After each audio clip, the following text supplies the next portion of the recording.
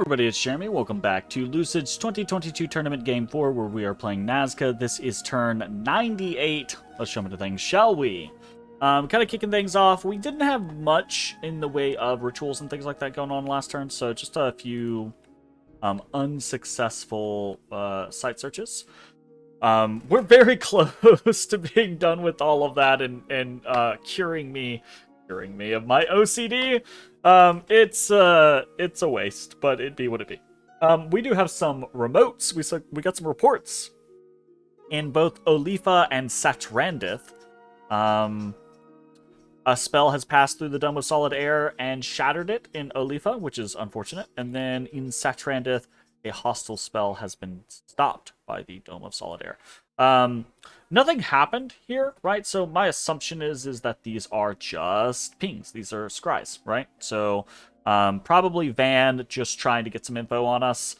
A little annoying that we lost one on what feels like the first probe, but it is what it is. So remotes for the turn, Domes of Solid Air, I guess is how we would classify this. One win, one loss, kind of whatever. We'll see if anything comes of that situation, of actually losing these. I say of actually losing them, we're probably just going to put them up ASAP, put them back up. And then we get to watch us a couple battles. No battles of our own, but we do get to watch a couple battles because it all falls apart, right? Like, we talked a fair amount about... We have talked a fair amount over the course of the last few turns about what has been happening from a diplomatic standpoint. And there's something else that I didn't really talk about, is that these turns have started to become longer and longer, right? I think, we've got really 4 players now, kind of a 5th, but really 4 players. And this game's been going on for a long time. And we just got through the holiday season. There's a lot of malaise, kind of like, about the game. Hello to Spabotus. And there's multiple extensions on all sides, right? Like, I need extensions here or there. Another player will need extensions here or there. So a lot of these turns are instead of going from, like, action-packed, exciting, 2 to 3 day turns, they're very slow plodding, kind of like 4 or 5 day turns, and it's wearing. I think it's wearing on enthusiasm of everyone in the game. And when you add into the mix a situation where it looks like Van is obviously the dead ringer, right? It's that kind of concept of it just kind of like stifles the will even more. So I think that is kind of what's been going on the last several turns. That combined with, stall tactics and miscommunications, or just, the general malaise, means that we get these kind of stagnant turns where we're trying to 3v1 Van, because Van is super huge and gonna destroy us all, but we don't wanna jump the gun and get got. And what happens inevitably, and I do not blame Pelagia for this at all, but this was supposed to happen, this is turn 98, when Pelagia and I made peace on turn 89, right? Something's got to give eventually, someone's got to fight eventually, and Pelagia has decided to do just that. Now, what is likely to happen is, because this is a singular attack, Van is going to be able to respond. I say this like this is only the way that this would happen, but in reality, I think what it is if I hit portions of Vanheim, if Ulm hit portions of Vanheim, if Pelagia hits portions of Vanheim, it's not like Van's not going to have responses to all of those attacks. What it is, though, is it's Van will, if we all hit in all locations all over the place all the time, it's a stressor, right? It's going to put pressure on Van, which increases the likelihood that they're going to make mistakes. So it's not like Van wouldn't have the ability to respond. It's just us hitting more consistently together increases the chances of success through pressure and, you know, the increased chance of messing up, right? Instead, what we're gonna get is Pelagia is gonna make a couple of attacks, get hit back. I'm gonna make a couple of attacks, get hit back. Olm's gonna make a couple of attacks, get hit back. So that is what it is. I'm not gonna be frustrated about it. It's at the point in the game where I think everyone has, for many turns now, been like, okay, Van wins. What are we gonna do to just while away the time? So fuck it, let's start making attacks, right? That's not to say we're gonna make attacks this turn. We probably should be making attacks this turn, but I've got other things to talk about. So let's just watch these battles and see what's what, right? Okay.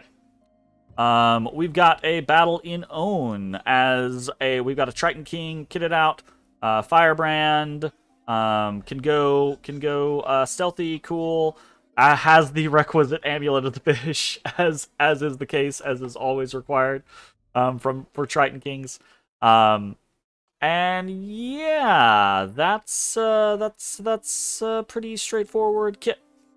What's he up against? He is up against a Vanyarl with a Frostbrand.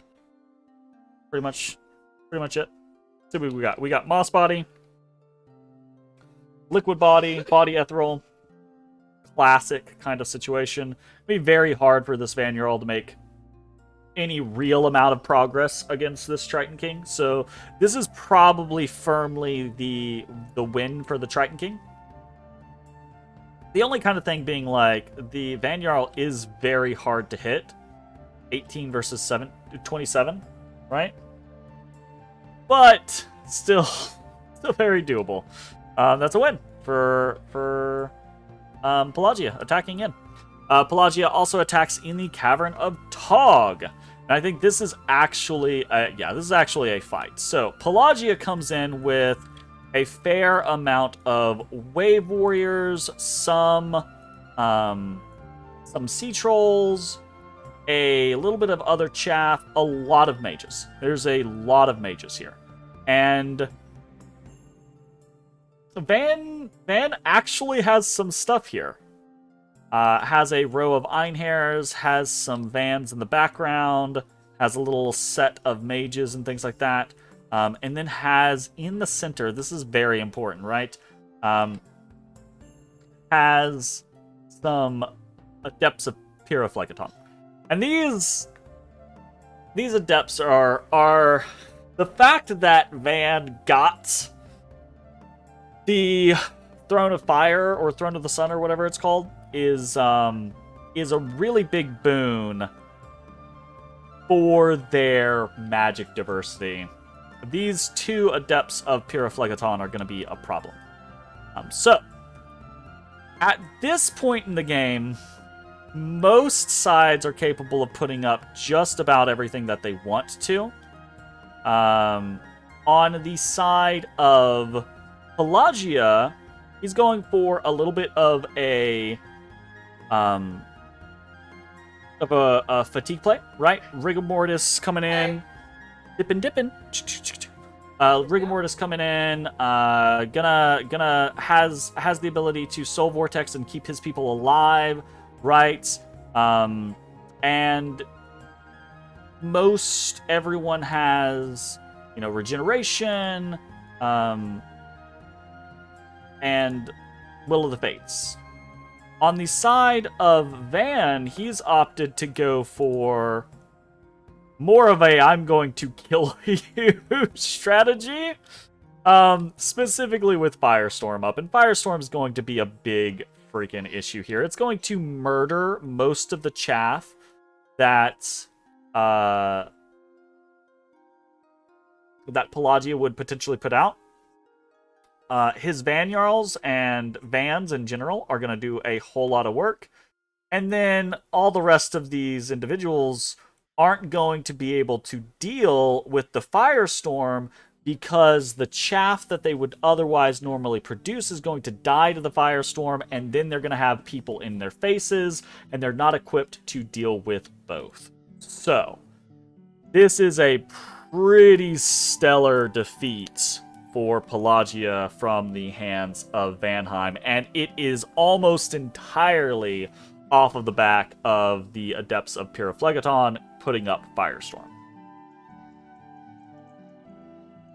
We can see in that relatively short battle, 104 of the 143 units of Pelagia were killed. But in total, right, there were way more units than that killed. way more units than that killed. And much of that was chaff, right? That was a bunch of swarm castings or creeping doom castings, probably a little bit of like skeletals in there in the mix. But most of those guys died almost instantly to the Adept of Pyrophlegeton's Firestorm, which means that the Einhairs and the Vans and the Vanjarls were able to then just fight the actual forces of Pelagia. So that's really unfortunate. That's a bad matchup, I suppose. We can check and see. I don't know if it doesn't look like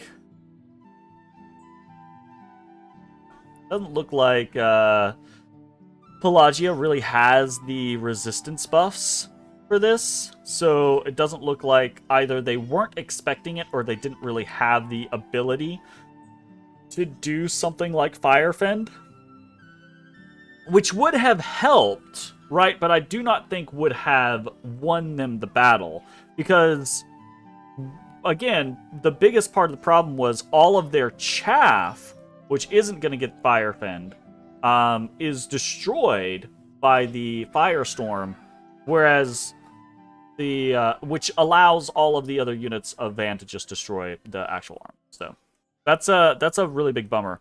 And this is at the point of the game, right, where this force from Van, I feel safe in assuming that Van has 20 such forces, right, that can do this exact thing, that can handle this kind of like this level of battle. And I would assume he not only does Van probably have 20 such forces like this, but probably has 2 to 3 forces that are 3 times this size, which include way more. This is, if Van were to have have lost every single one of these units in a crushing defeat from Pelagia, I do not think that it would have been that big of an issue for Van, right? Van can replace this. Pelagia is going to have a hard time replacing these losses, right? Especially after the brief war that we had, in which we had like 2 or 3 big wins like this against Pelagia, right? So a lot more Mystics down, a lot more Pearl Mages down, a bunch of little component parts down as well. It's really unfortunate. And the loss, the amount that Van actually lost, they did lose most of their chaff in this. They lost 35 Einhairs, 21 Vans, 4 Vanjarls, right? This wasn't bloodless for them.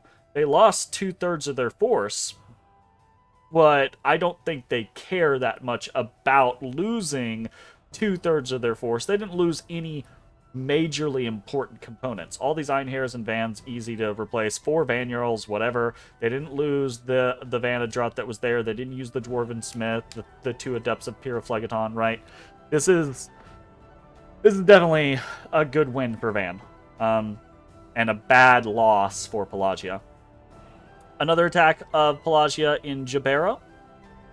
This is another Triton King similarly kitted out. This time, though, there is a Lich on the field. So the Lich is going to immediately start doing Forge of Skeleton, Soul Vortex, and then once he gets to the end of the script and is on Advance and Cast Spells, which is absolutely. Getting close is where the Lich is going to become a problem, because we're going to get into situations where the Lich is now close enough when hordes of skeletons come out. There we go. They are immediately able to assess the amount of fatigue that they have and cast Drain Life, which puts them back at an acceptable level of fatigue. So we should see Horde of Skeletons, Horde of Skeletons, Horde of Skeletons, Drain Life, Horde of Skeletons, Horde of Skeletons, Drain Life, Horde of Skeletons, Horde of Skeletons, Drain Life. And it is incredibly difficult for a thug that is not very specifically equipped to deal with that. And unfortunately, the Triton Kings, the way that they kind of have to be kitted out, I'm not a big fan of Triton Kings because of the way they have to be kitted out as thugs, because one slot is basically always taken by an Amulet of the Fish, because they have to be able to breathe on land. And then it's very common to need some, because they don't have crazy high magic resistance, right? So it's you're basically going to need some sort of magic resistance item. That means either losing your other miscellaneous slot, or losing like a chest slot, or a using a lead shield, right? So it starts to become pretty predictable. They can't get super high natural protection on their own, so Iron Faces or Knights or Armor of the Knights are very common on them. Again, it starts to be super predictable on what exactly can you use on them, and then you get these types of paths where it's like, okay, Moss Body's good, sure. Moss Body on high protection unit, great. Body Ethereal, cool, useful. Liquid Body, great. This thing can kill infinite amounts of PD, but one Lich will fuck you over. One small Communion can fuck you over. One or two units with a high armor negating weapon or bleed or something like that can fuck you over. Unfortunately, I just don't think Triton Kings do trade super well when it comes to relatively common counters, I think, in the mid to late game for this type of situation. It's just really unfortunate, because they are so expensive. Anyways, that is a loss there. We also get to see Pelagia attack the Indies in blue water. This should be nothing.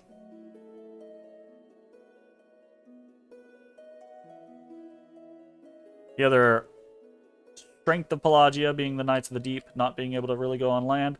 And then we get to see a battle that was in Cavern of Tog. Now, Van actually attacks in Cavern of Tog. And they do so with severely less forces because of that battle from Pelagia. So let's see if that ends up being the nail in the coffin. Ooh, we get right off the bat, we have some Pillars of Fire happening. But there's just going to be... The Adepts of Pure Phlegeton don't give a shit. They fire everything, and everything starts to burn. A Van Jarl goes in the back, and absolutely Van is going to win this. They lose one Einherr. So unfortunately, using fire against the person who's already planning on using fire didn't exactly work. That's rough. That is a rough turn for Pelagia to kind of come out of the water at Van with the idea of let's take a little bit of coastline. Let's put a damper on Van taking this holdout of Arco. Lose a bunch of mages. Lose a super expensive unit to a single Lich. And then not only did you not win the battle against the forces that you were attacking, but those forces still go on to win the battle and take the fortification away. Right? So just kind of a real rough turn, unfortunately. And I don't think that there's a lot that Pelagia could do super differently. Or the player in this point in time, right? Because you got to keep in mind, if you remember, this player has only been playing Pelagia for like 20 turns now or something like that, right? 20, maybe 30 turns. So it's they have inherited the situation that they've been put in, which was I think severely weakened position. I think if you look back to turn 30 or whatever in the game, everyone was like, the talk in the chat was like, oh well, fuck, Pelagia wins, yo, right? Because it was turn 30 and they had conquered the ocean. They were a 3-cap nation with no individuals that could really threaten them underwater because we'd killed Agartha and I was super fucking weak, right? So it was this situation of like, oh, obviously Pelagia wins. But then they just didn't, right? The original player played for a while, then we had like a couple subs, and it's gone kind of like, it's gone poorly overall. I don't blame the subs, I don't blame the original player or anything like that. It's just a series of unfortunate events that I think led a setup that could have been a solid victory. Like, we were all expecting the turn 50 or 60 Arcane Nexus play, right? Like, we were expecting the horrid kind of like Tales of Pelagia to come through and just do it on us, and that just never happened, which is kind of surprising, truth be told. Anyways, that's kind of that situation. Let's move on. It's 20 minutes into this video, and I have barely spoken about anything. Is what it is. Happens. Unexpected events for the turn. In Pack Woods, Spirit of Summer is awoken early, bringing summer and prosperity to the land. So we get increased heat, increased growth, 200% tax, which is pretty cool, and some income. In Mirror Turn, we have 2 events. I think these are both rebirth events, but I don't know that rebirth events can fire twice, so there might be a secondary event. And neither of these come with income, which is a little strange, but we get double population boost in Mirror Turn. In Neefel, we get some gold and a Woundfen element amulet, my god, for the price of some unrest, as the local lawgiver has caught a traitor. In Ironwood, we get some nature gems. In Underhome, we get some increased province income. And in Ironwood Forest, we get new trade routes, which is more increased province. So, a very good... I've been complaining the last 20 turns, I feel like, of us not getting good events. A very good turn of events for us. 0 negative and 7 positive events. This is a little bit of a weird list, so let's just go down it. In Packwoods, we get heat +2, growth +2, tax +200%, and income +3. In Mirror Trend, we get population +460. In Neefel, we get unrest +20, which is a bit of a downer, but we get bonuses with it, right? In Underhome, we get income +20, and in Ironwood, we get income +20. Those are very nice. +20 income is super awesome, and to get 2 in one turn is great, right? We get gold +183, we get a Woundfind amulet, and we get nature gems +7. Pretty solid turn for events, so pretty happy about that. And that's really it. We found some scouts. Let's go ahead and talk about things. What are we doing? So I spent a little bit of time thinking to myself, okay, well, Pelagia's attacking. We still have no word from Ulm on whether or not they're actually going to attack anytime soon. Everything feels like it's going stagnant. We should do something, right? And you might be like, okay, great, you came to the conclusion, let's do something. Why are there no red arrows going at Van? Because I came to the conclusion of let's do something. So we're gonna try to do something. And the something that we're gonna try to do is probably we're gonna try and fail, is the assumption, to Throne Rush, because if we're not going to 3v1 Van, there's no way we're going to win in actually killing them, right? In actually slowly attritioning them down until they're less of a threat and someone else is a bigger threat, or just giving us an opportunity to win the game, right? If we're not 3v1ing, that's just not going to happen, right? So instead, we're probably going to attack Van, right? But we're probably going to attack Van and try to take thrones at the same time. So if that is the plan, I need to prep that, right? The biggest part of prepping that is going to be getting Thaumaturgy 9 for astral travel, because being able to travel to a throne that Van is potentially not anticipating us going at is going to be a very big part of that. Whether that's one of the Arco thrones or whether that's a Olmish throne or something like that, this is a pretty big deal to be able to accomplish that task. So we need like a turn or two to be able to do that. We're also just going to be putting together some scenarios while we also continue to try the diplomatic concept of, is this 3v1 happening or is it not happening, right? So I need like 2 turns to get that in motion. If it doesn't happen by then, we're going, right? We're just going to start attacking Van. We're going to go at some particular thrones. We're probably going to do a little bit of a feint over in the Obulshin scenario.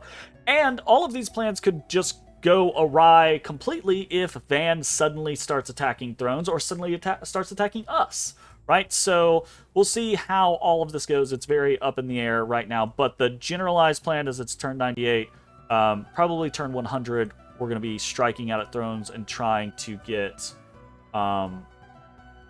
trying to get a win, basically. Again, not expecting that.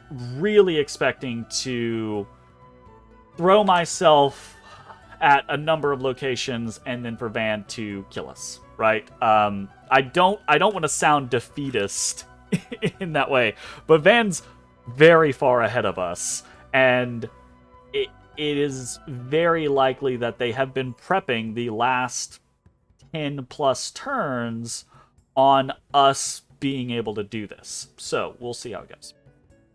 In the meantime, is there anything really big happening? We are sending Queens of Elemental Air to Blackport and to Olifa to put Domes of Elemental Air or Solid Air back up.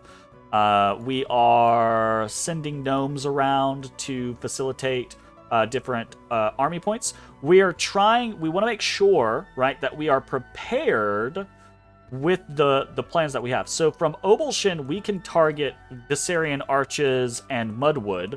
From Amuel, we can target Satala, but we can also potentially target the Spires of Ascension. From Nephil, we can target Cern, but we can also target the Green Coast one. And then we can target Furia from both Nephil and from Amuel, right? So we've got a lot of potential options there on what our targets are, but we don't have a lot of potential options for getting people to those places.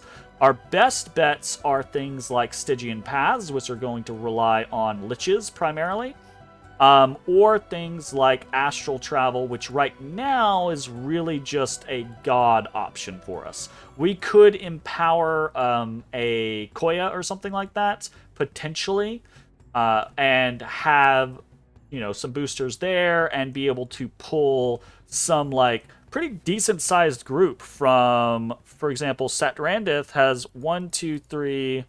Oh, no, see, so 1, 2, 3... 4, 5, 6. So getting over to Furia is a little difficult from Satrandith. It's pretty easy from Nephil, though, I think. 1, 2, 3, 4, 5. Yeah, we can get over there. We can also use something like an Arcane Lens, right, to increase the range in which we are targeting. That would allow us to, take from, like, Forgotten Woods. We can already hit at Mudwood, but we can go over to something like Viserion Arches, I think. So 1, 2, 3, 4, 5, 6. Oh, not quite Viserion Arches, but we could move into a different location to try to adjust that. So yeah, we've got teleportation options available to us. That does mean storing up a lot of gems. So we are going to try to be a little reserved on some of the things that we're doing, and we're also trying to prep a few things. So it's going to be weird because it's going to look like we're using a lot of gems on certain weird things and then not on certain other things. So we'll see how it goes. Let's talk about actual mechanical things, because we talked at length about what's kind of like happening, what the kind of generalized plan is. We're also trying to get all over the fucking place. You can see we are sending Huron Priest here to Underhome. We're sending Huron Priest here to Tears of the Pantocrator. We have people preaching almost everywhere, and we're trying to make sure that the places that we don't have are going to have preachers. So we have a couple of more places. We're also going to be just starting to recruit more Huron Priests specifically for that idea. So let's talk about recruitment real quick. So recruitment for the turn, we have 1 Lizard Shaman, 3 Malqui Priests, 1 Gnome, 2 Runankas, 2 Huron Priests, 1 Hydromancer, and 5 Sun Guard. So nothing super crazy there. We've kind of talked about all of these things at length. The Runankas, we need a little bit more... we need a little more vision in some of the places that we're potentially going to be targeting. So that is one of the scenarios that we're aiming for. Malqui Priests are a little more expensive than Huron Priests, but we're using them as fucking fodder. We're trying to hit that 500-ish point of long dead generated every turn. I don't know if that matters. I don't know if it's going to matter. I get the impression watching, right, like the battles that we have seen. What happens when 2,000 long dead go up against a single Adept of Pyrophlegeton? They get incinerated. That's, well, obviously we'd need a little more than they'd need a little more than 1 Adept of Pyrophlegeton, but I mean, it's long dead. That's what's gonna happen, right? They're chaff. But I don't know that they matter that much, other than looking scary and cracking forts and holding forts up, which they don't do a great job of, but you get what I'm saying. Anyways, all the rest of that, I think, is relatively normal stuff. So moving on to Nazcan recruits for the turn. We've got a bunch of Hatan Runa. We have 55 Hatan Runa, 385 Long Dead Warriors. We're so close to that 400 mark. 33 recalled Supayas. We're doing 3 summoned Supayas this turn for a total of 21 from the summonings, and then a total of, what is that, 54? So I think this is the first turn that we're breaking 50. Or maybe we did that last turn, I can't remember. But anyways, we're breaking 50 Supayas this turn, and then we have 1 Summon Huaka for 7 Huakas.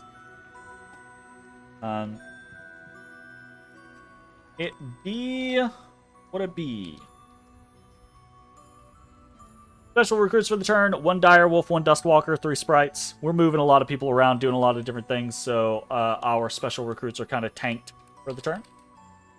And what other stuff we've got going on? We have 1 Harvest Specs, because we're still not done with nature, because why not? And then we actually have a Wizard's Tower and a Lichcraft. We're using Origines to put up a Wizard's Tower in Bara. Bara is a little bit of a choke point position. We've got a lot of Earth Gems that we just weren't using. I wanted to put it up. I want to get a temple there so we can get a little bit more Dominion control on this front, and go from there. Fingers crossed, right? And then Lichcraft is just continuing our Liches. Like I said, we're going to need those for Stygian paths primarily, but also if this does go long and we start to use them as raiders, or we start to use them as freaking Ghost Riders cannons, or manifestation cannons, or those types of things, that's kind of the generalized play. So yeah, that's the rituals for the turn. That means that for Ultimate Gateway this turn, we get 6 Astral and 12 Death saved. So nice, I guess. Not too bad, anyways. And then for Forging for the turn, we have 2 Slave Matrices, or Matrices. We have 1 Endless Bag of Wine, 2 Demon Banes, 2 Rings of Fire, 1 Huaka Headdress, 1 Eye of Aiming, and 1 Coral Blade. So, mostly normal stuff, continuing on the plan of potentially having a master and slave play with the slave matrices. We're continuing to accrue demon banes to defend important casters. Hawaka headdress. We just need more Hawaka headdresses. We don't have all of our Royal Malquis kitted out. I have aiming to go with the Golden Arbalest combo that we have. The Coral Blade and the Rings of Fire are kind of the two slightly different ones, but we've used these in the past, right? This is what we use as our gnome out kit, right? So the Coral Blade goes, the gnomes want a Thistle Mace. Coral Blade goes with them to increase their HP because their HP is abysmal, right? Don't we actually have someone who has this kit? I thought we did. Maybe not. Okay, well, apparently not. Here's a Coral Blade, plus 8 HP.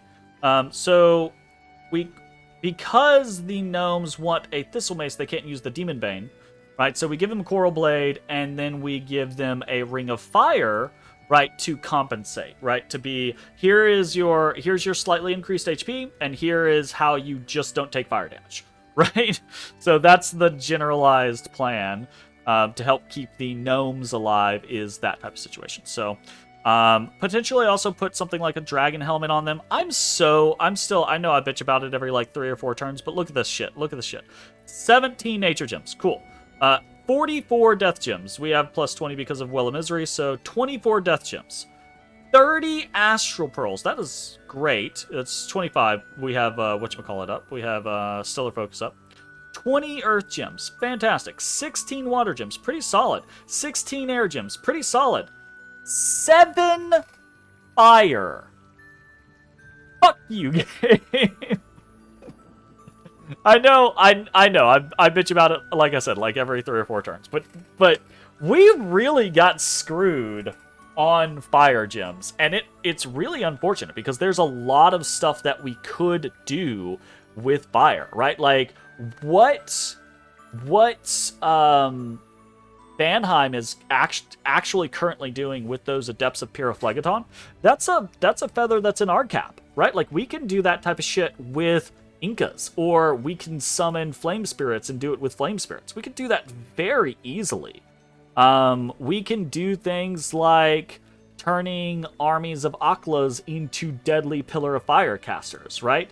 We have a fair number of tricks that we can do with fire fairly well. But not at 7 fire income.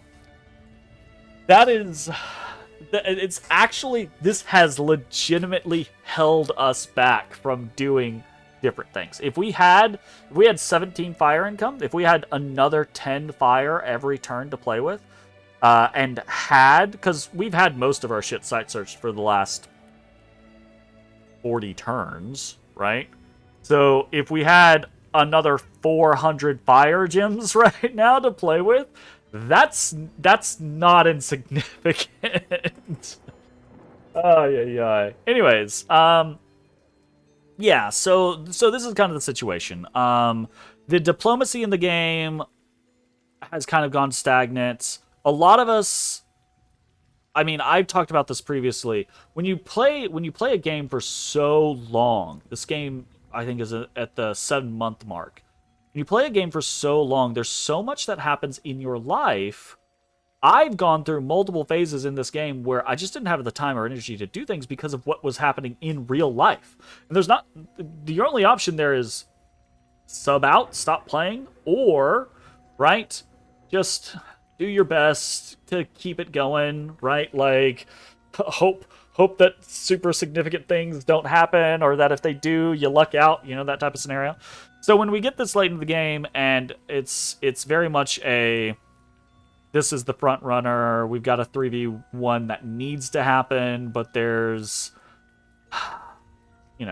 it's just not clicking, basically. And with that happening, I do think if it's not going to click, it's not going to click, right? There's nothing that we can do to force it. We can't force Pelagia to only attack when we tell them to attack. We can't force Ulm to actually start attacking Van. So all we can do is kind of try to prep our best plan. And I think our best plan now is if this 3v1 isn't going to happen, which we'll still try to have it happen, but if this 3v1 isn't going to happen, then we just need to throw everything that we have at a couple of thrones and see what Van pulls out to do against them and go from there, right? And if it works, cool, but we're not expecting it to. We'll see how it goes. Anyways, that's going to be the end of this turn. Thanks for watching. We'll see you next time. Bye-bye, everybody. Hey, everybody. Thanks for watching. If you enjoyed the video, consider leaving a like, commenting, or subscribing. It really helps me out. If you'd like to see me live, head over to my Twitch at twitch.tv/thedistanthorizon.